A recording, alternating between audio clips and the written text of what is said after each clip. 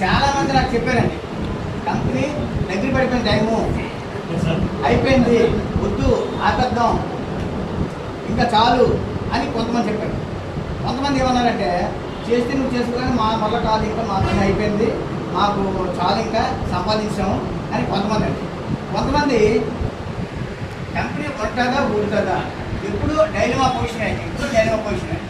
నేను మాత్రం ఫస్ట్ నుంచి ఇంతవరకు కూడా స్ట్రాంగ్గా బిలీవ్ చేశాను. నాకు సోఫియా మేడం ఏం చెప్పారో అది జరిగిందండి. ఇంతవరకు ప్రతి పాయింట్ అది జరిగిందండి.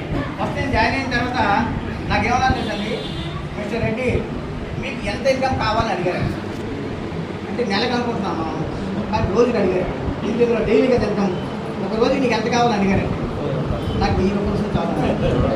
ఎందుకు మన ఆలోచన అంతే కదా, మన ఆలోచన మన అప్పుడు నా శాలరీ 20,000